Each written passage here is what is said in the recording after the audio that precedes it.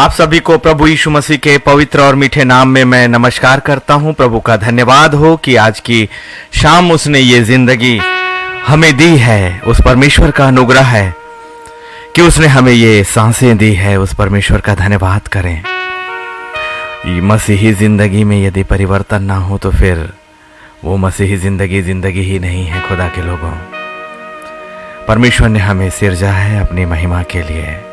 आइए आज की शाम एक नई आराधना के साथ, एक नए लाइफ के साथ परिवर्तन जो पवित्र आत्मा के द्वारा हमारी जिंदगी में लाया जाता है। उसने शाऊल को पौलुस बना दिया और वही पवित्र आत्मा सच में अभी भी आपके और मेरे लिए इस संसार में है।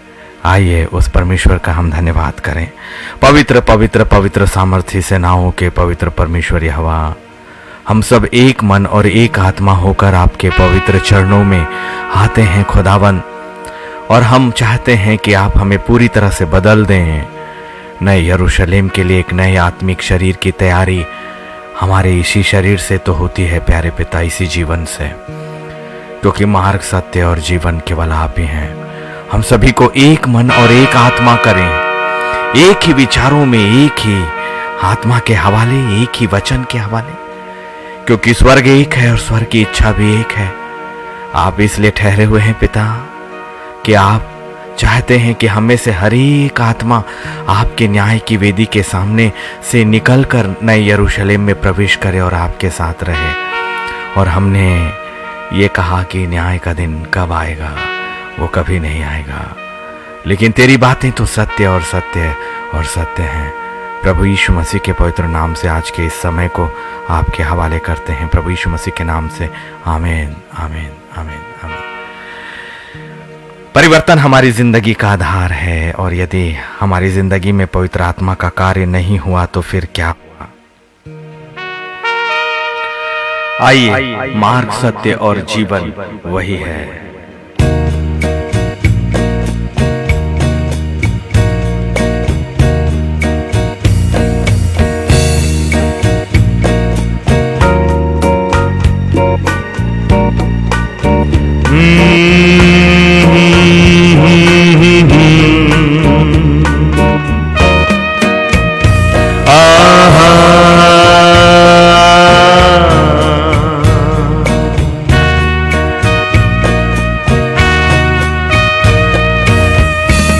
मार्ग तू ही,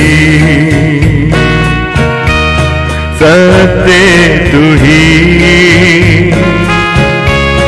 मेरा तो रास्ता तू ही मसीह।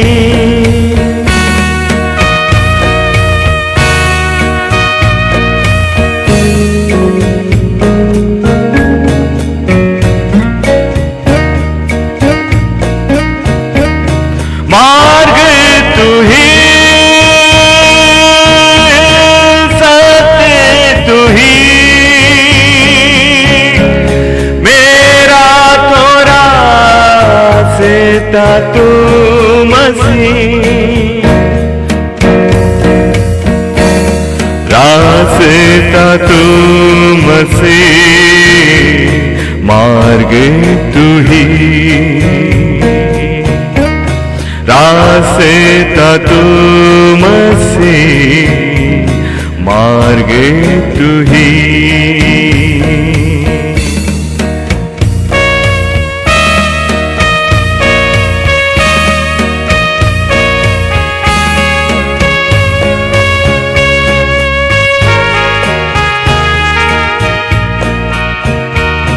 जीवन मेरा तेरे सिवा क्या है मसीहा। जीवन मेरा तेरे सिवा क्या है मसीहा। जीवन का क्या तेरे बिना, जीवन का क्या तेरे बिना। क्या है मसीह तेरे बिना।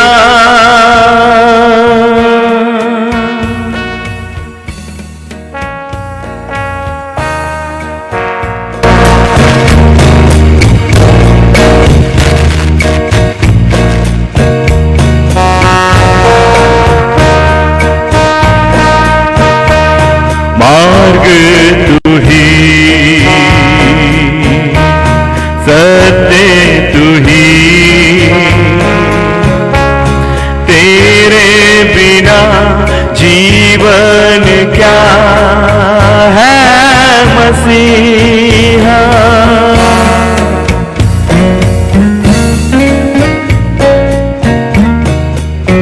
जीवन की सच्चाई यही है। किस रास्ते पर जाएंगे आप? ये संसार की जीवन थोड़े समय का है, लेकिन अनंत काल की जिंदगी नया यरूशलेम वही मार्ग, सत्य और जीवन है। तेरा कलाम मार्ग मेरा,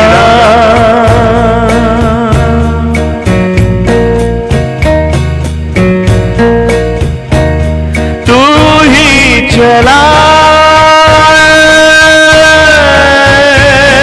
मसीह मसीह मसीह, तू ही चलाए मसीह।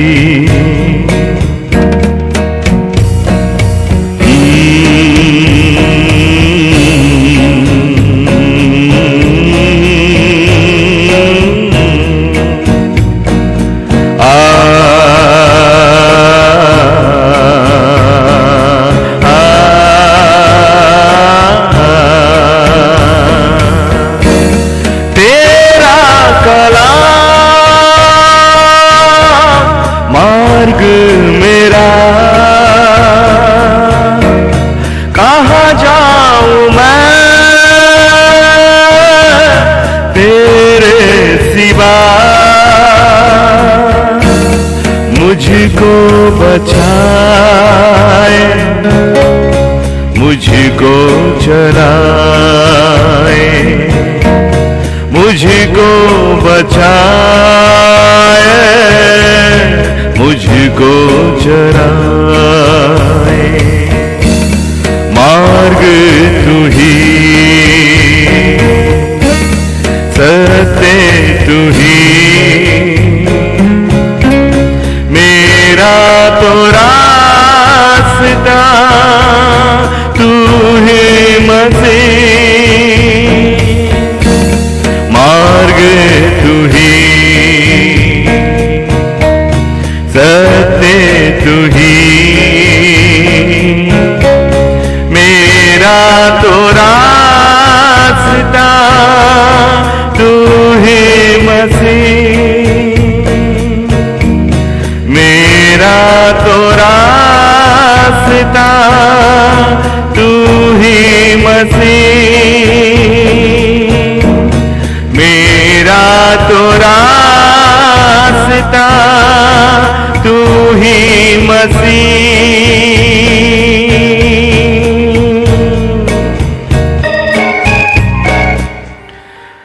मैं परमेश्वर का आज के इस दिन के लिए धन्यवाद करता हूं, उसकी सुरक्षा जो उसने हमें दी है। सचमुच में मार्ग वही है, सत्य वही है और जीवन का रास्ता भी तो वही है। परिवर्तन यदि हमारी जिंदगी में ना हो तो फिर क्या लाभ। यिर्मयाह 29 और 11, अद्भुत कलाम जिसने मेरी जिंदगी को पूरी तरह से बदल के रख दिया, जिसने मेरी पहचान को बदल के रख दिया। परमेश्वर का एक कलाम आपकी संपूर्ण जिंदगी को परिवर्तित कर सकता है और परिवर्तन आत्मिक जिंदगी का एक सबसे प्रमुख जरिया है। परिवर्तन आत्मिक जिंदगी की सबसे पहली सीढ़ी है। शाऊल के साथ भी तो यही हुआ। यिर्मयाह 29:11 उसकी जिंदगी में आया और जो प्रभु यीशु मसीह के नाम लेने वालों को मारने जा रहा था, उन्हें रोकने जा रहा था, वो सबसे बड़ा नबी बन गया, अपने खुदा का सबसे बड़ा प्रेरित बन गया, जिसने मारने के बजाय अपनी जान यीशु मसीह के नाम के लिए दे दिया। यही है परिवर्तन और यही आत्मिक जिंदगी है। और यदि हमारी जिंदगी में परिवर्तन ना हुआ तो फिर कुछ भी नहीं हुआ। यिर्मयाह 29:11 जिसने मेरी जिंदगी को बदला, क्योंकि यहोवा की यह वाणी है कि जो कल्पनाएं मैं तुम्हारे विषय करता हूं उन्हें मैं जानता हूं, वे हानि की नहीं वरन कुशल ही की है, और अंत में मैं तुम्हारी आशा पूरी करूंगा। हर एक के लिए, हर एक के आत्मिक जीवन के लिए परमेश्वर की योजनाएं है। यिर्मयाह 29:11 तो हर एक इंसान को जो आत्मा के जीवन में आगे आना चाहता है, उसे इस वर्ष पर अपना हाथ हर दिन रखकर परमेश्वर के इस कलाम को अपनी जिंदगी के लिए मांगना चाहिए अपने परमेश्वर से। यदि आपने इसे नहीं मांगा तो फिर अभी तक आपने क्या मांगा है?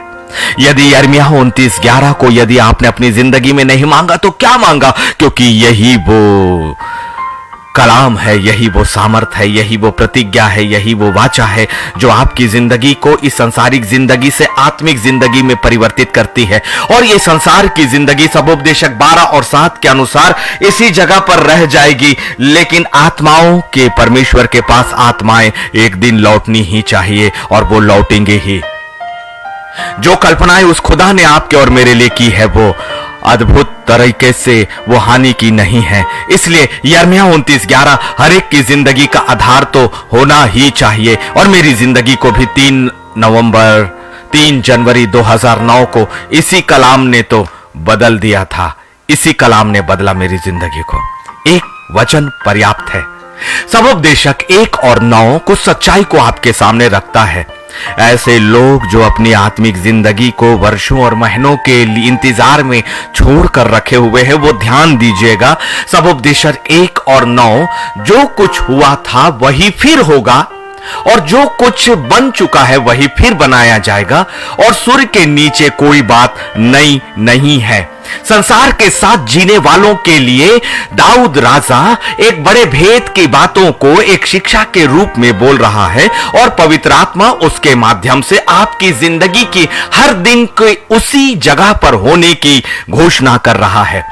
जो आप अपने आप को समझते हो ना कि आपकी आत्मिक जिंदगी बहुत आगे बढ़ रही, हमारी प्रार्थना की जिंदगी बहुत आगे बढ़ रही है, सबोपदेशक 1 और 9 कुछ सच्चाइयों को आपके पास लेकर आ रहा है। यदि जो कुछ हुआ था वही फिर होगा, आज के दिन में जो आपकी जिंदगी, आपकी स्थिति है, कल का दिन वही होने वाली है। और जो कुछ बन चुका है, आपकी जिंदगी में जो बन चुका है वही फिर बनाया जाएगा, और सूर्य के नीचे कोई बात नई नहीं है। ये उन लोगों के लिए आगाही है जो अपनी आत्मिक जिंदगी को वर्षों से उसी जगह पर रखे हुए हैं, जो अपनी जिंदगी को वर्षों से उसी जगह पर रखे हुए हैं, जिन्होंने कल्पनाएं तो यिर्मयाह 29:11 की, और जिनकी जिंदगी में परमेश्वर ने यिर्मयाह 29:11 के अनुसार अपनी योजनाओं को तो प्रकट किया, लेकिन उन्होंने अपनी जिंदगी में कोई भी परिवर्तन कभी भी नहीं किया। वहीं के वहीं उन्हीं परिस्थितियों में सालों के सालों आज मैं परमेश्वर का धन्यवाद करता हूं कि जो शुरुआत उसने जनवरी 2009 में मेरी शुरुआत करी, और आज 2022 में एक बड़ा परिवर्तन है। मेरे विश्वास में भी परिवर्तन है, उसकी सामर्थ में भी परिवर्तन है, प्रार्थनाओं के ताकत में भी परिवर्तन है, और सबसे बड़ा परिवर्तन 2022 में आया। परमेश्वर ने यह नए यरूशलेम का जो अंतिम भविष्यवाणियों का प्रचार मेरी पूरी जिंदगी का एक मकसद बनाकर दे दिया। इससे पहले मैं अलग अलग भागों के रूप में उसने मेरी जिंदगी को इस्तेमाल किया। कभी उसने प्रार्थना योद्धा के रूप में मुझे इस्तेमाल किया, कभी लोगों के एक काउंसलर के रूप में उसने इस्तेमाल किया, कभी एक प्रचारक के रूप में इस्तेमाल किया, कभी और आराधक के रूप में इस्तेमाल किया। लेकिन हमारे लिए सबोपदेशक वही का वही नहीं रहना चाहिए, बिल्कुल भी नहीं रहना चाहिए। सबोपदेशक 1 और 9 हमारे लिए नहीं है, ये उन लोगों के लिए है जिन्होंने संसार की बातों को अपनी जिंदगी में स्थान दिया है। उनकी जिंदगी में कल भी वही होगा जो आज है, जो कल के बीते दिनों में था, वर्षों पहले भी था। लेकिन परमेश्वर के लोगों की जिंदगी में परिवर्तन बहुत जरूरी, आपके और मेरी जिंदगी में परिवर्तन बहुत जरूरी है।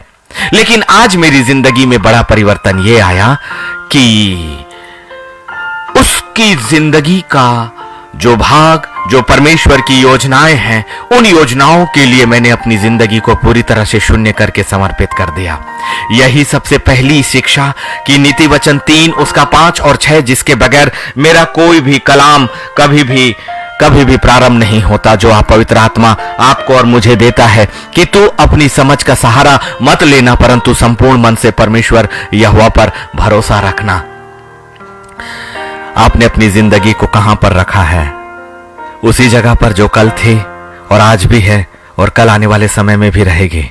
कभी भी हम आत्मिक साम्राज्य के लिए योग्य योद्धा कभी नहीं बनेंगे और उस नए यरूशलेम में प्रवेश करने के योग्य अभी भी नहीं बनेंगे। यिर्मयाह 29:11 के अनुसार अपनी जिंदगी में आने के लिए हमें सबोपदेशक 1 और 9 की गहराइयों को अपनी जिंदगी में लेकर आना पड़ेगा कि परमेश्वर ये कहता है कि सूर्य के नीचे जो कुछ भी होता वो नई बात नहीं होती, अर्थात इस संसार में कोई नई बात नहीं होती। इसलिए यदि आपने अपनी जिंदगी को संसार के अनुसार, संसार की योजना में रखा है, संसार की इच्छा में रखा है, तो सबोपदेशक 1:9 के अनुसार उसमें कोई भी परिवर्तन नहीं होगा। वो परिवर्तन नहीं होगा जो आपको एक आत्मिक साम्राज्य की ओर लेकर जा सके। लूसीफर जरूर आपको एक असत्य और छद्म बातों को कहेगा कि तुम्हारी आत्मिक जिंदगी बहुत आगे बढ़ चुकी है। सावधान रहें, सावधान रहें, सावधान रहें। पवित्र आत्मा ही आपको आपकी वास्तविक स्थिति को बतलाएगा, आपके परिवर्तन को बतलाएगा। आप में परिवर्तन है या नहीं, इसकी माप भी पवित्र आत्मा ही करेगा। मैं और आप और संसार के लोग और लूसीफर कभी भी नहीं करेंगे। परमेश्वर का हम इन दिनों के लिए धन्यवाद करें। लेकिन एक चीज है जो कभी नहीं बदली, जो कभी नहीं बदला। गहरे प्रकाशनों में आइए, अंदर रहस्यों में आइए, क्योंकि अब इस पेज के माध्यम से नए यरूशलेम के गहराइयों और नए रहस्यों के अंदर पवित्र आत्मा हमें लेकर जाना चाहता है। इब्रानियों 13 अध्याय और उसका 8वां कलाम, इब्रानियों 13 और उसका 8वां कलाम, सबोपदेशक 1 और 9 में सब कुछ परिवर्तनशील है। इस सूरज के नीचे, सूर्य के नीचे जो कुछ भी होता है सब परिवर्तनशील है। इसलिए यदि हमने अपनी जिंदगी को, अपनी आत्मिक जिंदगी को, अपने भविष्य को यदि इस सूर्य के नीचे अर्थात संसार के अनुसार और संसार में विलीन करके रखा है, तो हर दिन वैसा ही होगा। बड़ी गहराइयों के साथ पवित्र आत्मा की इस आवाज को सुन लीजिए, क्योंकि यह शिक्षा बार बार आपके कानों तक नहीं पहुंचनी पाएगी। लेकिन एक ही चीज है जो कभी ना बदला, वो है इब्रानियों 13 और उसके 8 के अनुसार यीशु मसीह कल और आज और युगान युग एक सा है।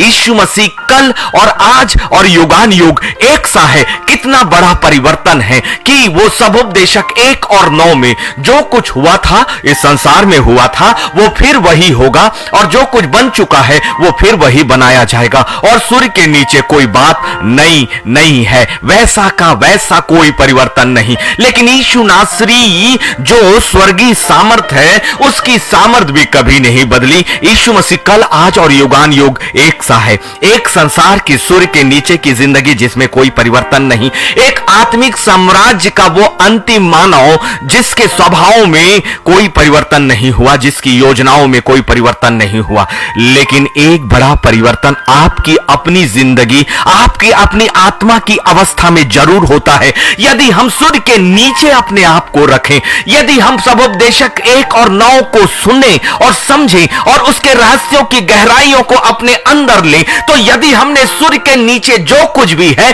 उसके साथ अपने को रखा, तो उसी सूर्य के नीचे की वस्तुओं में भी हमारे में कोई परिवर्तन नहीं आएगा। लेकिन यदि हमने इब्रानियों 13 और 8 पर विश्वास करके यीशु मसीह जो कल और आज और युगान युग एक सा है, यदि हमने उस पर विश्वास किया, उस पर विश्वास किया, उसकी सामर्थ पर विश्वास किया, तो हमें एक बड़ा परिवर्तन होगा। क्योंकि स्वर्ग आत्मा को परिवर्तित करने वाली जगह है। स्वर्ग आपको एक बड़ा परिवर्तन करेगा जब आप सूर्य के नीचे से निकलकर स्वर्ग के नीचे और अधिकार अर्थात यीशु मसीह के नीचे अपनी जिंदगी को देते हो, यीशु मसीह की देह में अपने देह को शामिल करते हो। और इसका बड़ा अर्थ यह है कि प्रभु जो तेरी योजनाएं मेरी जिंदगी के लिए है, उसके लिए मैं हर परिस्थितियों में तैयार हूं। आत्मिक जिंदगी का सबसे पहला मार्ग यही है कि अपने आप का भी इनकार करो, अपने आप का भी इनकार करो। बहुतेरे हैं जो कहते तो हैं, चलते तो हैं, लेकिन थोड़ी दूर थोड़ी दूर थोड़ी दूर थोड़ी दूर, कुछ समय के लिए, कुछ अवस्था में, लेकिन मसीही जिंदगी और आत्मिक जिंदगी हर दिन परिवर्तन की है, हर दिन परिवर्तन की है। इसलिए परिवर्तन और परिवर्तन और परिवर्तन, कल का दिन मेरे लिए एक नया परिवर्तन के साथ आएगा, जिसमें आत्मिक सामर्थ्य, आत्मिक समझ, आत्मिक शक्तियां वही नहीं रहनी चाहिए जो आज है। आज का जो प्रकाशन है, कल का प्रकाशन मेरा गहरा होना चाहिए। आज की प्रार्थना की सामर्थ्य कल के प्रार्थना की सामर्थ्य से कम होनी चाहिए, और कल की सामर्थ्य आज की सामर्थ्य से अधिक होनी चाहिए, क्योंकि मसीही संगति हमेशा बढ़ने की है। क्योंकि यिर्मयाह 29:11 ने एक चीज कही कि जो कल्पनाएं अर्थात स्वर्ग की योजनाएं हैं, वो कभी भी आपके लिए हानि की नहीं परंतु लाभ ही की है। कौन सी जिंदगी को चुनेंगे? आत्मिक जिंदगी में परिवर्तन, हर दिन की परिवर्तन की जिंदगी, या सबोपदेशक 1 और 9 के अनुसार सूर्य के नीचे अपने आप को रखकर उसी जगह जहां से प्रारंभ किया, अंत भी वही होगा। इसलिए इसका प्रारंभ भी पाप के साथ हुआ और अंत भी पाप के साथ ही होगा। इसलिए प्रारंभ में ही नए अनंत काल की झील निर्धारित की गई है। इसलिए हमारी जिंदगी का अंतिम समय और अंतिम परिणाम भी अनंत काल की झील होगा। अभी भी समय है, अभी भी समय है। आत्मा की आवाज को सुन लीजिए। यह प्रकाशन बार बार आप तक नहीं पहुंचाया जाएगा। यह सत्य का अंतिम सुसमाचार है जो खुदा से मैंने मांगा। खुदावन, मेरी पूरी जिंदगी में आपके कलाम का 1 वर्ष में प्रचार नहीं कर पाऊंगा, इसलिए खुदावन मुझे पता है मेरी सीमित आयु और मेरी सीमित आयु में और मेरी सीमित सांसों में मुझे एक चीज दे दे। और परमेश्वर का अनुग्रह हुआ कि उसने मेरी पूरी जिंदगी के लिए नई यरूशलेम का प्रचार और उसका प्रकाशन दिया, और हर दिन उसका प्रकाशन और उसकी गहराइयां हमारी जिंदगी के लिए अलग अलग होते जा रही हैं। इब्रानियों 13 और 8, यीशु मसीह कल, आज और युगान युग एक सा है। इसलिए एक चीज है, परिवर्तन में थोड़े समय के लिए आपको आत्मिक युद्ध से गुजरना तो पड़ेगा। बिना त्याग किए, बिना परिस्थितियों का सामना किए कौन है जो आत्मिक जिंदगी में आगे बढ़ पाया? मुझे अपनी जिंदगी के वो वर्षों याद आ रहे हैं जब खुदा के सामने जब मैं बिलखता था और रोता था, और मेरे उन कठिन दिनों में मुझे लगता था कि खुदाबन, मेरी जिंदगी का एक बड़ा हिस्सा तो ऐसे ही चला जा रहा है। खुदाबन, ये क्या चीजें हो रही हैं? मैंने तो तेरी ओर अपनी दृष्टि को उठाया है, तेरे वचन और तेरे वचन और तेरे वचन के अनुसार मैं बढ़ता चला जा रहा हूं। फिर ये बातें मेरी जिंदगी में क्यों? लोग भी आपकी जिंदगी का, आपके जीवन का, आपकी व्यक्तिगत बातों का मजाक उड़ाते हैं और कहते हैं जो अपने आप और अपनी परिस्थितियों को नहीं संभाल पाया, वो दूसरों के लिए क्या खड़ा होगा। लेकिन वो ये बात नहीं जानते कि परमेश्वर की योजनाएं जो यिर्मयाह 29 और 11 के अनुसार है, वो अलग है। परमेश्वर की सोच और आपकी सोच और मनुष्यों की सोच में जमीन और आसमान का अंतर है। और ये हम उस महान सिंहासन के सामने नहीं कह सकते कि प्रभु ये समय, ये काल मेरी जिंदगी में कब है। लेकिन परमेश्वर ये चाहता है कि उसके लोग सिर्फ विश्वास करें और आंखों को बंद करके, अपने संसार की आंखों को बंद करके आत्मिक आंखों से उस परमेश्वर के हाथों को देखें और प्रतीक्षा करें जब परमेश्वर अपनी यिर्मयाह 29:11 की योजनाओं को आपकी और मेरी जिंदगी में लेकर आएगा। एक दिन पवित्र आत्मा मुझसे रात में बात करने लगा और उसने कहा, आ बेटे उठ, मुझे तुझसे बातें करना है। और ये शब्द मेरी जिंदगी का सबसे बेहतरीन शब्द और कॉलिंग होती है जब पवित्र आत्मा की आवाज मेरी नींद में मुझे उठाती है, और जब खुदा कहता है, मेरे बेटे, मेरे बेचे, मैं तुझसे व्यक्तिगत तौर से सहभागिता करना चाहता हूं। यदि आपकी जिंदगी में ये पल नहीं तो कुछ भी नहीं। यदि ये आनंद आपने अपनी जिंदगी में महसूस नहीं किया तो कुछ भी आपने अपनी जिंदगी में महसूस नहीं किया। संसार की कोई भी चीज आपको उतना आनंद नहीं देती जितना परमेश्वर के साथ उसकी नजदीकी और उसकी उपस्थिति और उसके तेज का आपके वातावरण के चारों ओर उतर जाना।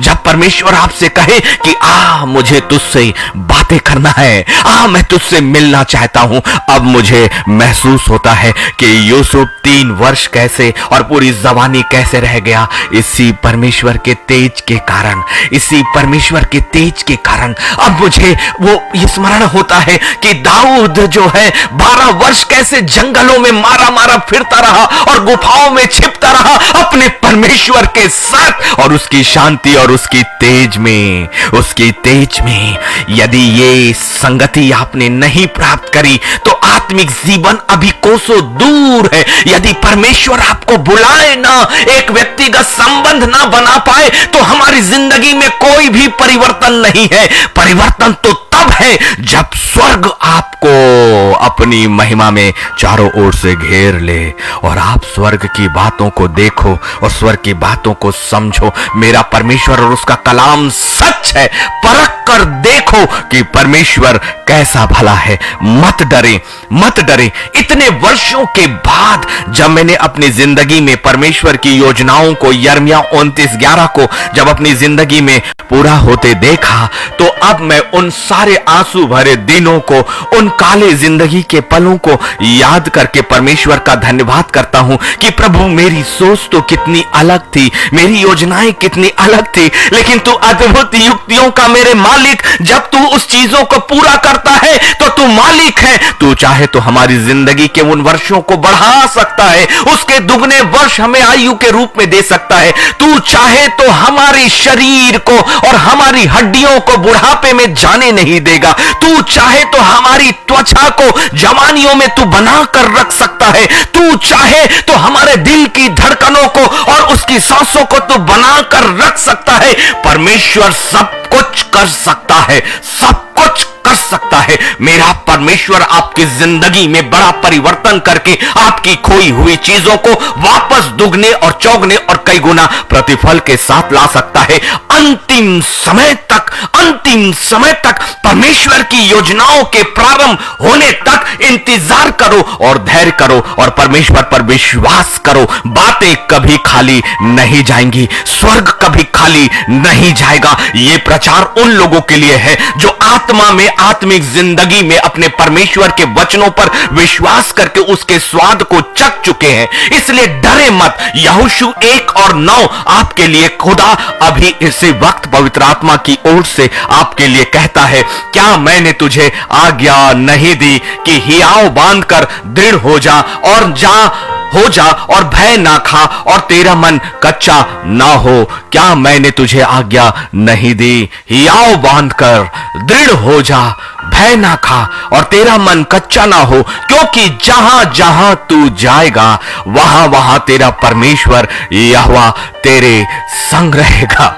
मेरे परमेश्वर का इससे बेहतरीन वादा मेरी जिंदगी के साथ है ही नहीं। इसलिए यहोशू 1:9 मैं चिपका कर चलता हूं, यहोशू 1:9 मैं पहन कर चलता हूं, यहोशू 1:9 मैं अपने मस्तिष्क में लेकर चलता हूं, यहोशू 1:9 मेरी जुबान लगातार कहते रहती है, खुदावन तूने मुझे कहा है कि तू हियाव बांध। इसलिए मैं अपनी जिंदगी के हर उन रास्तों पर हियाव बांधता हूं। वो कहता है दृढ़ हो जा और भय ना खा। इसलिए खुदावन में उन परिस्थितियों को जो मुझे कभी भयभीत करती थी, अब मैं उन परिस्थितियों की ओर नहीं, तेरे अपने स्वर्गीय सिंहासन की ओर ताकता हूं। बड़ा परिवर्तन क्यों आया मेरी जिंदगी में?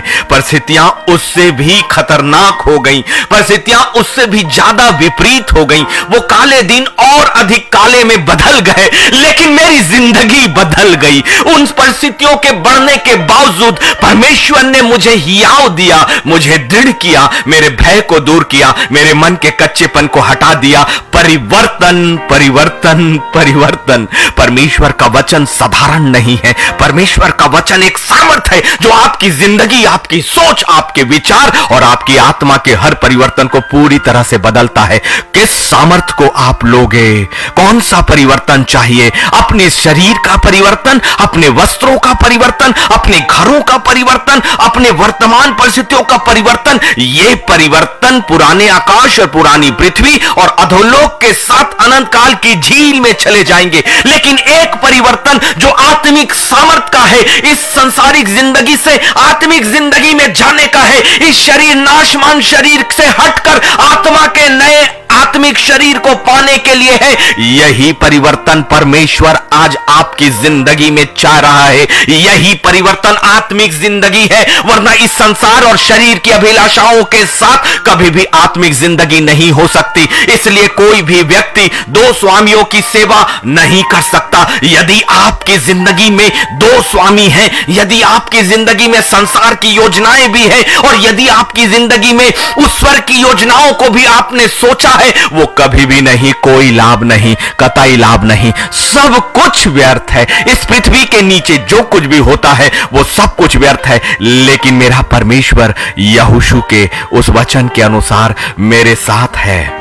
यदि मैंने इफिसियों 4 और 22 को अपनी जिंदगी में नहीं लाया तो फिर क्या लाया? कि तुम अपने चाल चलन के पुराने मनुष्यत्व को, जो भरमाने वाली अभिलाषाओं के अनुसार भ्रष्ट होता जाता है, उतार डालो, उतार डालो। हमारा वो पुराना चरित्र, हमारा पुराना चाल चलन। मैं कहता हूं प्रभु, यदि लोग मेरे ऊपर अभी भी अन्याय करते हैं, मैं देखता हूं लोग मुझे कमजोर समझते हैं, लेकिन मेरा पवित्र आत्मा मुझे कहता है बेटा शांत हो जा। जब मेरा मन कहता है कि मैं उन बातों को प्रतिक्रिया दूं, मैं अपने गुस्से को जाहिर करूं, अपने मन की आवाज को जाहिर करूं, एक बड़ा परिवर्तन मेरा पवित्र आत्मा हर पल मेरी कानों में अपनी आवाज को कहता रहता है, कहता रहता है।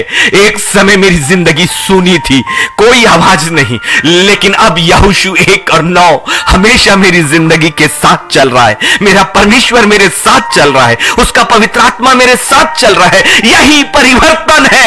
बाहर से सब कुछ वैसा दिखाई देगा, बाहर से मेरे शर्ट वैसे डिजाइनर दिखाई देंगे, बाहर से मेरा रूप वैसा ही दिखाई देगा, बाहर से ये सब घड़ियां, ये अंगूठियां आपको दिखाई देंगी, लेकिन एक बड़ा परिवर्तन जो आत्मा में और आत्मिक क्षेत्र में है, यही असली व्यक्तित्व और यही असली आप हो। जो आप हो इससे बदल डालो। पुराने मनुष्यत्व को, जो भरमाने वाली अभिलाषाओं के अनुसार भ्रष्ट हो जाता है, उतार डालो, उतार डालो। और यदि यह संभव नहीं तो पवित्र आत्मा की सहायता को अभी ले लीजिए। इसीलिए इफिसियों की किताब उसके 14वां अध्याय और उसका 22 और उसके बाद 23 आगे हमें लेकर चलता है। और अपने मन के आत्मिक स्वभाव में नए बनते जाओ। देखिए ये कहता है पुराना परिवर्तन कहां से है? इफिसियों 4 और 22 में संसार को रखता है, वो संसार को रखता है, आपकी अभिलाषाओं को रखता है।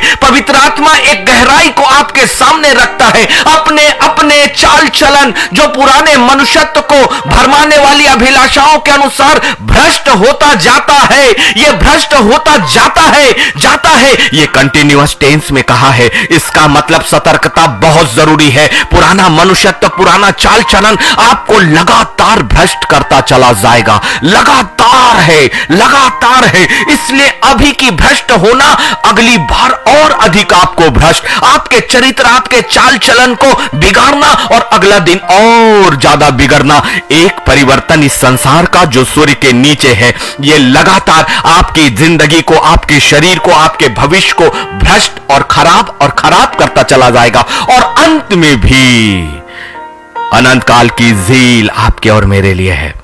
लेकिन इफिसियों 4 और 23 एक बड़ा परिवर्तन पवित्र आत्मा के प्रकाश को ले लीजिए और अपने मन के आत्मिक स्वभाव में नए बनते जाओ। अपने मन के आत्मिक स्वभाव में, शरीर में कभी भी परिवर्तन नहीं। शरीर इस सूर्य के नीचे है, लेकिन आत्मा खुदावंद और यीशु मसीह के नीचे है, पवित्र आत्मा के नीचे है, आत्मिक साम्राज्य के नीचे है। शरीर की जिंदगी को नहीं, आत्मा की जिंदगी को आज परिवर्तित कर लो। इफिसियों 4 और 23 अपने मन के आत्मिक स्वभाव में नए बन जाओ। पूरी तरह से नई जिंदगी, नया परिवर्तन, पुराने में और बड़ा नहीं परंतु नया और नया। क्योंकि इफिसियों 4:24 और हमें आगे लेकर चलता है। नए मनुष्यत्व को पहन लो, जो परमेश्वर के अनुसार सत्य की धार्मिकता और पवित्रता में सृजा गया है। परमेश्वर के द्वारा एक नया मनुष्यत्व महत्व आपके लिए है। यही तो है आत्मिक शरीर और वो श्वेत वस्त्र जो प्रकाशित वाक्य में पितमुस टापू पे यूहन्ना ने देखा था। कितने भेदों के साथ पौलुस के पास, उस शाऊल के पास ये भेद पवित्र आत्मा पहुंचता है। इसलिए जब मैंने कुरिन्थियों का वो अध्याय, पहला कुरिन्थियों 15 में जब पौलुस ने अपने आप को ये कहा कि मैं सबसे छोटा हुआ दास हूं क्योंकि मैं तो परमेश्वर के लोगों को सताता था, मैंने कहा हे परमेश्वर के महान दास, तुझे मैं सैल्यूट करता हूं। तो इतनी बड़ी बड़ी हस्ती होने के बावजूद, जो सबसे बड़ा प्रेरित होने के बावजूद तू अपने आप को सबसे छोटा कहता है, क्योंकि प्रभु यीशु मसीह को तूने पहन लिया। और यही मुझे उसने भी कल सिखाया। कल पवित्र आत्मा ने कल के प्रकाशन के साथ मुझे पौलुस की जिंदगी और उसकी सेवा को सिखा दिया कि उसने नए मनुष्यत्व को पहन लिया था। पुराना मनुष्यत्व इफिसियों 4 22 23 और 24 ये शाऊल की जिंदगी है। इसीलिए उसने अपनी इसी जिंदगी को लिखा है यहां पर इफिसियों को। एक नए मनुष्यत्व को पहन लो जो परमेश्वर के अनुसार बनाया गया है, जो सत्य की धार्मिकता और पवित्रता में सिरजा गया है। कौन है जो शाऊल से पौलुस बनेगा?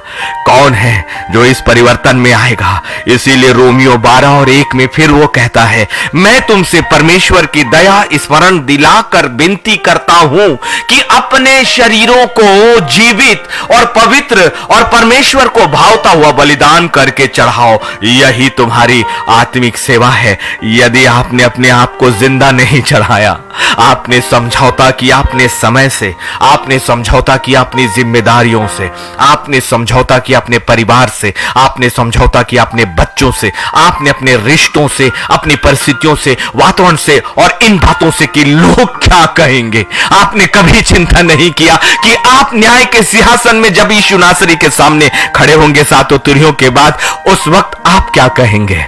आप क्या कहेंगे? आत्मा ने आपको परिवर्तन की आवाज और बुलाहट ना जाने कितनी बार दी।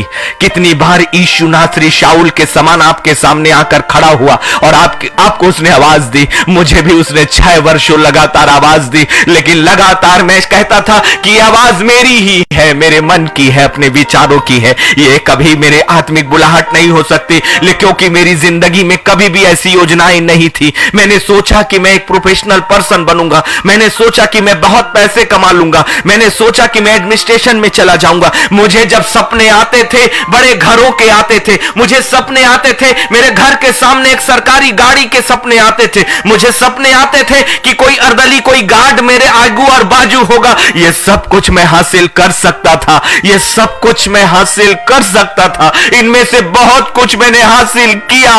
लेकिन जिस वक्त ये सारी चीजें मैंने हासिल करी, पवित्र आत्मा और यीशु मेरे सामने आकर खड़ा हुआ, वैसे ही जैसे वो शाऊल के सामने खड़ा हुआ। और फिर एक बड़ा परिवर्तन, खुदा की एक आवाज आपके सांसारिक जीवन को बदल देती है। उस आवाज को पहचानो, उस आवाज को पहचानो, और जब वो आवाज आपको सुनाई दे, उठकर खड़ा हो जाओ, उठकर खड़ा हो जाओ और एक ही बात कहो, हाँ प्रभु कह, क्योंकि तेरा दास सुनता है। ये परिवर्तन लाएगा आपकी जिंदगी में। परमेश्वर की कल्पनाएं, परमेश्वर की योजनाएं आपको कभी दिखाई नहीं देती, कभी दिखाई देगी भी नहीं, क्योंकि हमने उन्हें संसार की आंखों से देखने और समझने की कोशिश करी और उसे सुनने की कोशिश करी।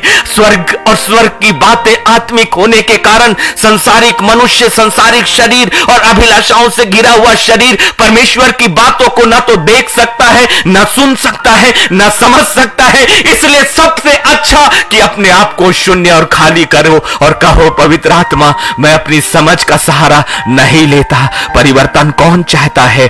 यीशु मसीह के नाम पर यह स्मरण है, अपने शरीर को जीवित और पवित्र और परमेश्वर को भावता हुआ बलिदान चढ़ाओ।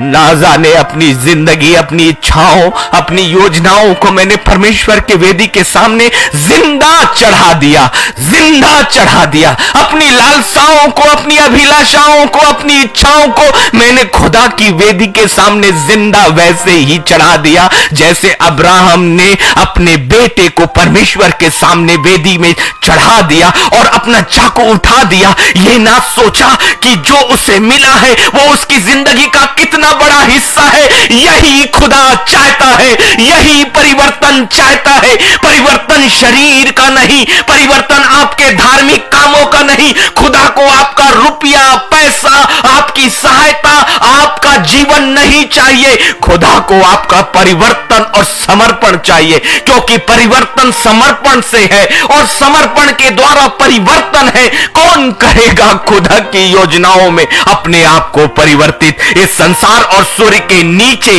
सबोपदेशक 1:9 के अनुसार वो सूर्य के नीचे आपको रहना है, कि इब्रानियों के अनुसार पवित्र यीशु मसीह के नीचे आपको रहना है। रोमियो 12:2, इस संसार के सदृश ना बनो, परंतु तुम्हारी बुद्धि के नए हो जाने से ये आत्मा और बुद्धि और सोच नहीं करता है, आत्मा नहीं डालता है, जाने से तुम्हारा चाल चलन भी बदलता जाए, जिससे तुम परमेश्वर की भली और भावती और सिद्ध इच्छा अनुभव से मालूम करते रहो।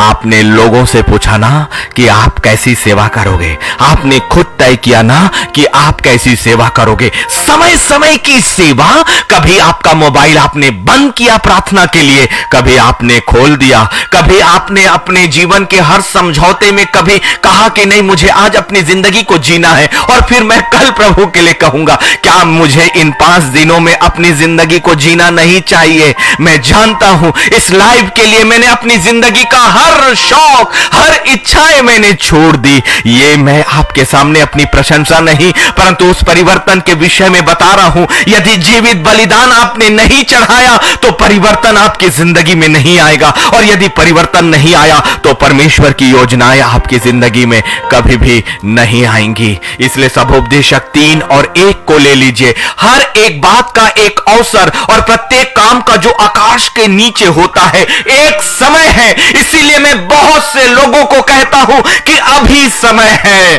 अभी समय है। लोग कहते हैं कि हम वर्षों में करेंगे, हम महीनों में करेंगे, हम बाद में परमेश्वर के लिए करेंगे, और यहां तक कहते हैं कि परमेश्वर मेरी जिंदगी में क्या करने जा रहा है वो आने वाले समय में करेगा। करने वाले तो आप हो। इस संसार में शरीर आपको मिला, इस संसार में ऊर्जा आपको मिली, इस संसार में जिंदगी आपको मिली, तो उसे आपको चलाना है कि खुदा चलाएगा? खुदा तो पहले ही आपको चला चुका, लेकिन आप किस बात की प्रतीक्षा कर रहे हो? परमेश्वर करेगा, परमेश्वर करेगा, परमेश्वर कर चुका, परमेश्वर कर चुका। आपकी जिंदगी की योजनाएं, क्या आपने उस वचन पर नहीं जाना कि माता के गर्भ में रचे जाने से मैंने पहले तेरा ध्यान किया है? ये वचन क्या आपने नहीं पढ़ा? ये वचन क्या आपने अभी नहीं समझा? परमेश्वर की योजनाएं आने वाले समय में नहीं, परमेश्वर की योजनाएं आपकी माता के गर्भ से बन चुकी है। और यिर्मयाह 29:11 अगले वर्ष 23, 24 और 25 में नहीं, यिर्मयाह 29:11 सृष्टि के प्रारंभ से जब परमेश्वर ने आकाश और पृथ्वी की रचना करी, उसी वक्त उसने आपकी भी रचना कर दी है।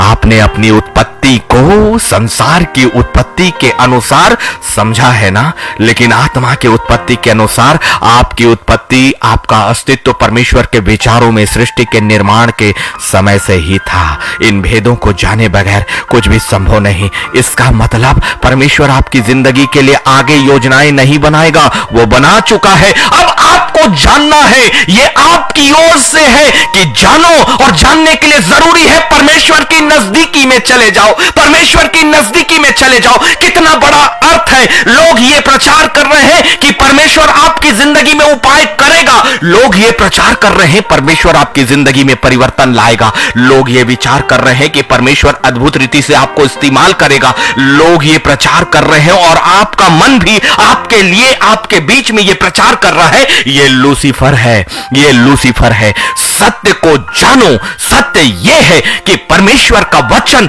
आपके लिए, आपकी उत्पत्ति से पहले, उसकी योजनाएं आपके लिए आपकी उत्पत्ति से पहले हो गई। इसका मतलब आपके संपूर्ण जिंदगी की योजनाएं पहले ही है, जो यिर्मयाह 29:11 के अनुसार कभी लाभ की नहीं। परिवर्तन तो पहले ही हो चुका है। परमेश्वर की योजनाएं आपकी जिंदगी में है।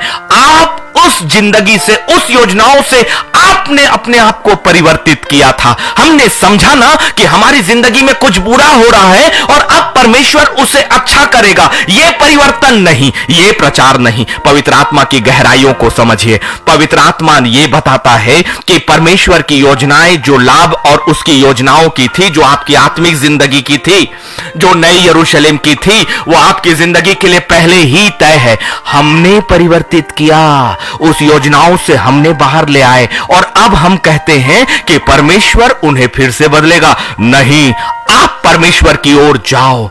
आपको परिवर्तित होना है फिर से परमेश्वर की उन योजनाओं में वापस लौटो आत्मिक जिंदगी के लिए। क्योंकि सब उपदेशक 3 और 1 याद रखो, हर एक बात का एक अवसर है और प्रत्येक काम का जो आकाश के नीचे होता है एक समय है। लोग मेरी बातों की हंसी उड़ाते हैं, उन्हें हल्का लेते हैं जब मैं कहता हूं कि मैं एक दिन की जिंदगी जीता हूं, मैं एक दिन की जिंदगी देता हूं। इसलिए मैं आने वाले दिनों को और महीनों को मैं हंसी उड़ाता हूं, इसलिए कि तुम्हें वो प्रकाशन ही नहीं, तुम्हें वो भेदों का अर्थ ही नहीं मालूम। आत्मिक जिंदगी को जीने वाले आत्मा की आवाज को सुनकर अपनी जिंदगी को एक दिन परमेश्वर के हाथों में देते हैं। क्योंकि परमेश्वर के आंगनों का एक दिन 1000 वर्षों के बराबर है। परमेश्वर की एक दिन की जिंदगी आपको हजारों वर्षों के बराबर फसल कटवाएगी। इसीलिए फिलिपियो 4 और 6, किसी भी बात की चिंता मत करो, परंतु हर एक बात में तुम्हारे निवेदन, प्रार्थना और विनती के द्वारा धन्यवाद के साथ परमेश्वर के सम्मुख उपस्थित किए जाएं। तो क्या मैं अपनी जिंदगी और अपने भविष्य को किसी मनुष्य के ऊपर निर्भर रखूंगा? इतना बड़ा मूर्ख मैं कभी नहीं हूं, कभी भी नहीं। क्या मनुष्य की जिंदगी मुझे जिंदगी देगी? कभी नहीं। इतना बड़ा मूर्ख मैं कभी नहीं हो सकता। क्या मनुष्यों के आश्वासन और उनकी जुबान पर मैं अपने भविष्य को तय करूंगा? कभी नहीं। मैं इतना मूर्ख कभी नहीं हो सकता, क्योंकि मेरे लिए मेरे परमेश्वर ने अद्भुत युक्तियां तो पहले ही बना दी हैं और मेरे परमेश्वर की योजनाओं में कोई मनुष्य अब आगे नहीं आ सकता।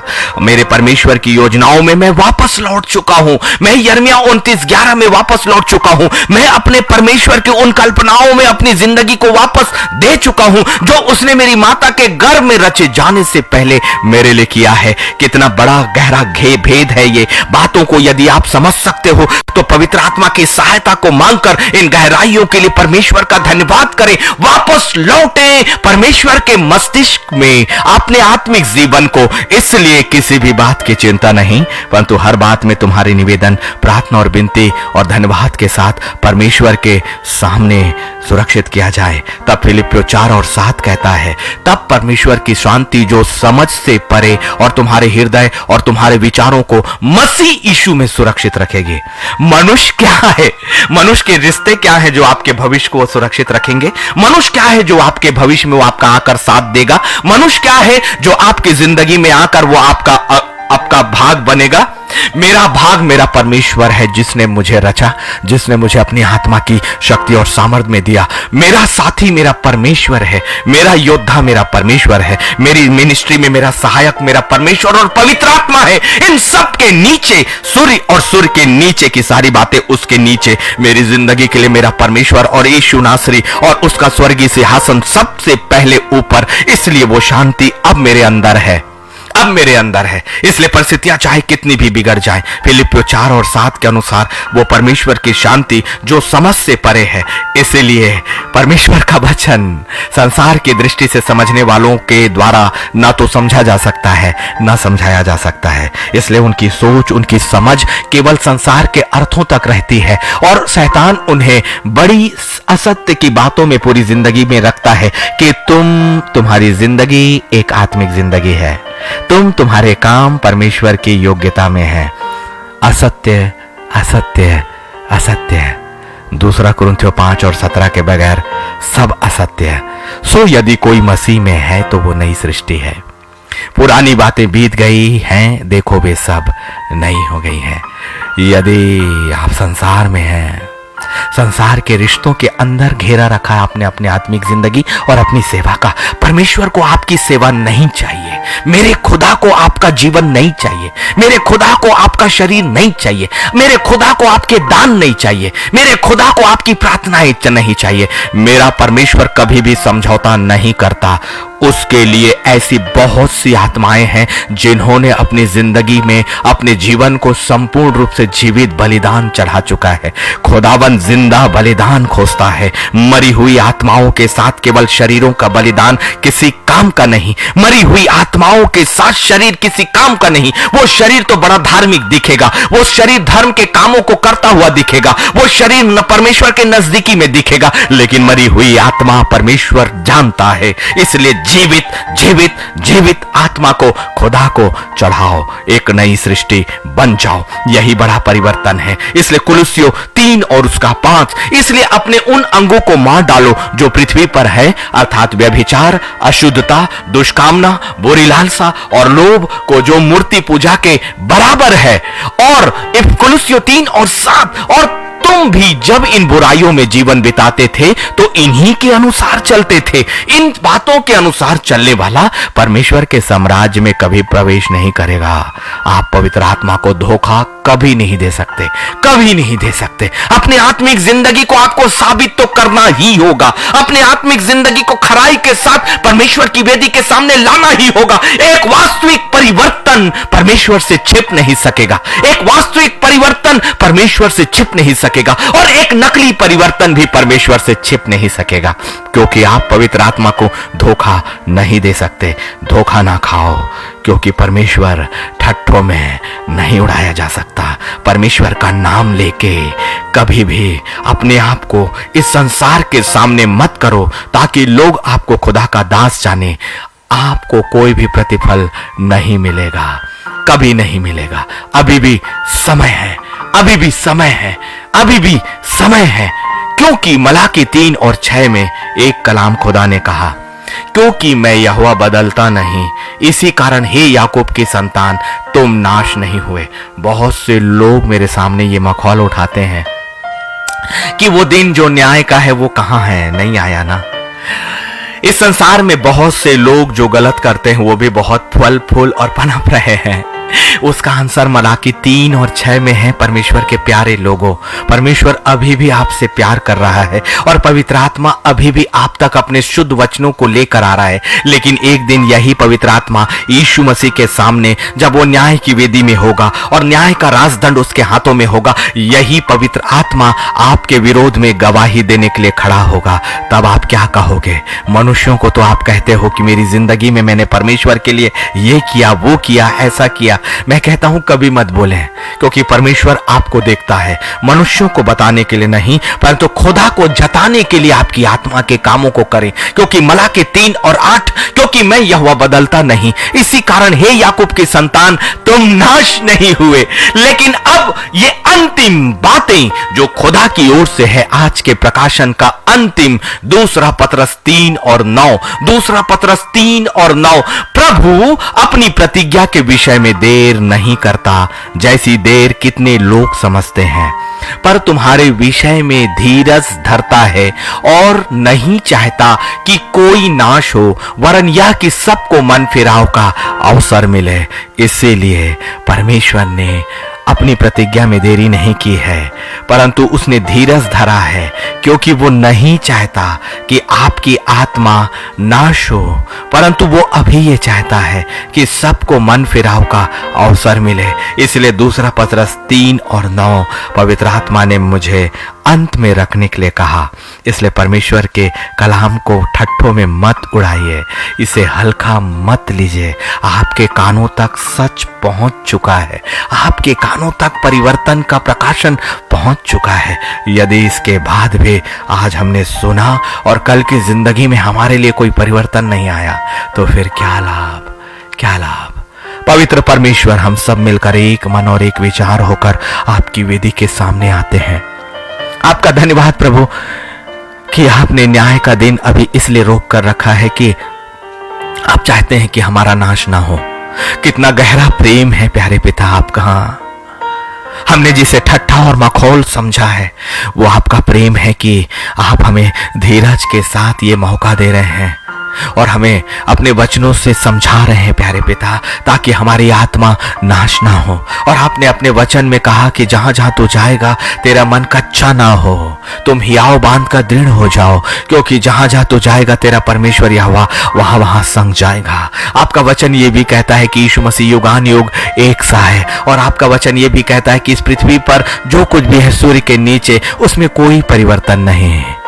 लेकिन अब हमने अपने आप को सूर्य के नीचे नहीं प्रभु, इस संसार के अनुसार, इस संसार के लालसाओं में नहीं, हमें तो आपके नीचे रहना है। आपकी योजनाओं को हमारी जिंदगी में अक्षर अक्षर पूरा करें। हम तैयार और हम तैयार और हम तैयार हैं। हमें परिवर्तन के लिए तैयार, और उस परिवर्तन में वापस जाने के लिए जो आपने हमारी माता के गर्भ में रचे जाने से पहले हमारे लिए जो योजनाएं बनाई, और यिर्मयाह 29:11 के अनुसार वो योजनाएं तो आत्मिक ही थी क्योंकि बनाने वाला आत्मिक था।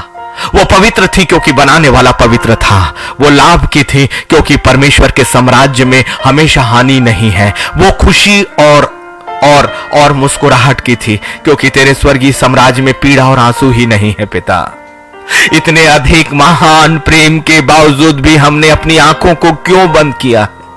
क्यों बंद किया प्रभु? इसलिए हम आपके सामने पश्चाताप करते हैं और अपनी आत्मा को जिंदा आपके लिए चढ़ाते हैं, अपनी अभिलाषाओं को जिंदा आपके लिए चढ़ाते हैं, अपनी इच्छाओं और अपने मनुष्य की जिंदगी और अपने हर एक उन बातों, अपने आनंद को जिंदा आपकी वेदी में चढ़ाते हैं। हमारी इस बलिदान को, जो जिंदा बलिदान हमारी इच्छाओं का, हमारे मनों का, हमारे शरीर की आवश्यकताओं का, हमारी अभिलाषाओं का, हमारी इच्छाओं का जिंदा बलिदान तेरे पवित्र सिंहासन तक इस वेदी की आग उठ जाए प्रभु, और इस वेदी की आग तेरे पवित्र सिंहासन के सामने पहुंचने पाए, और तेरे स्वर्गदूतों की सुरक्षा में हमारी प्रार्थना के शब्द जाएं और उसका उत्तर वैसे ही स्वर्गदूतों की सुरक्षा में हमारी जिंदगी, हमारी देहों के वातावरण के अंदर तक आ जाएं। महान पवित्र और पवित्र परमेश्वर, हमें इस संसार में कुछ भी नहीं चाहिए, और यही मध्यस्थता है तेरे अपने लोगों के लिए भी, जिनके लिए मैं आपकी वेदी के सामने हम एक मन और एक विचार होकर प्रार्थना कर रहे हैं। ये मध्यस्थता की प्रार्थना है मेरे ऊंचे सिंहासन। हमारी प्रार्थनाएं हैं आत्मिक परिवर्तन के लिए। हम अपने आप को जिंदा आपके लिए चाहते हैं प्रभु। अपनी अभिलाषाओं, अपनी इच्छाओं को उसी वक्त हम कुचल देते हैं, उसे नीचे करते हैं, क्योंकि इनका हमें लाभ ही क्या, जो कुछ वर्षों हमारी जिंदगी के साथ सब कुछ समाप्त कर देंगी। है ऊंचे सिंहासन, हम स्वर्ग को देख रहे हैं, स्वर्ग को देख रहे हैं प्रभु, तेरी ओर, तेरी ओर, तेरी ओर। तेरे अद्भुत स्थान को हमें चाहिए, अद्भुत स्थान जो तेरी वेदी के सामने का है, जो अनंत काल की महिमा का है, जहां कोई शोक और पीड़ा नहीं। हमें परिवर्तित कर दो प्रभु जी, हमें परिवर्तित कर दो प्रभु। पवित्र आत्मा, आप हमारी सहायता करें ताकि हम अपने आप को जब परिवर्तित करें, आपकी सहायता हमें मिले। हम पर अनुग्रह और अनुग्रह और अनुग्रह करें ऊंचे सिंहासन। ऐ मेरे परमेश्वर, ऐ मेरे खुदावन, वो पवित्र आत्मा के बगैर हमारी शरीर की लालसाएं हमें घेरेंगी खुदा। इसलिए रहम कर परमेश्वर, हमें वो परिवर्तन इसी वक्त दे, इसी वक्त दे। एक नई आत्मा, एक नई आत्मा जो मनुष्य नहीं देखेगा, जो हमारे वातावरण नहीं देखेगा, जो हमारे साथ रहने वाले नहीं देखेंगे, लेकिन बहुत कुछ बदल जाएगा, सब कुछ बदल जाएगा। एक नई आत्मा नए सिरे से, जैसे तूने दाऊद को दिया है, जैसे तूने दाऊद को दिया है। तूने अपने वचन में कहा है मेरे परमेश्वर कि तुम्हारा स्वर्गीय पिता दो संतानों में भेद नहीं करता। हम भी तो आपकी संतान है परमेश्वर। जैसे तूने दाऊद को उसकी माता के घर में रचे जाने से पहले उसकी जिंदगी की कल्पना ही की है, तो हमें तूने अलग कहां रखा है? हमारे लिए भी तो वही कल्पनाएं है पिता, जो आपके स्वर्गीय साम्राज्य की ओर से थी। वही कल्पनाओं में प्रभु जी हम पर भी रहम करें और एक नई आत्मा नए सिरे से हमारे अंदर उत्पन्न करें। एक सच्चा परिवर्तन, प्रभु हम धन्यवाद करते हैं कि आपने हमारी प्रार्थना जो यीशु मसीह के पवित्र नाम से और पवित्र आत्मा की सहायता में की गई है उससे कबूल किया है। कोई भी घर अब खाली ना जाए। आज पवित्र आत्मा हर एक घरों में प्रवेश करे, हर एक शरीरों पर प्रवेश करे और तेरा वचन, तेरी आवाज उनके कानों में आज की रात ही सुनाई दे और उनकी आंखें तेरे दर्शनों को देखें, तेरे दूतों को देखें, तेरी पवित्र योजनाओं को जो लेकर उनकी जिंदगी में आकर खड़े होंगे। एक बड़े परिवर्तन की हम घोषणा करते हैं, उसकी घोषणा करते हैं और उसे स्थायी रूप से अपनी जिंदगी में हम शामिल करते हैं। प्रभु यीशु मसीह के पवित्र नाम में आमीन, आमीन और आमीन। परमेश्वर का मैं इन अद्भुत कलामों के लिए धन्यवाद करता हूं। अद्भुत युक्तियों का वो मालिक जो अपने प्रकाशनों में और गहराइयों में हमें लेकर चल रहा है। कल का दिन ठीक 9:30 बजे नई आराधना और नए प्रकाशन के साथ मुझे भी नहीं पता होता और इसलिए अपने हर लाइव के बाद मैं खुद इन वचनों को सुनता हूं अपनी आत्मा में। प्रभु हमें कबूल कर चुका है, कबूल कर चुका है। एक नए परिवर्तन की जिंदगी वो दे चुका है। प्रार्थनाएं कभी खाली नहीं जाती, कभी नहीं, कभी भी नहीं, क्योंकि प्रार्थनाओं को सुनने वाला युगान युग एक सा है। कबूल करें, आज की शाम उसके पास आ जाएं। प्रभु आपको पूरी तरह से कबूल कर रहा है। जय मसीह की।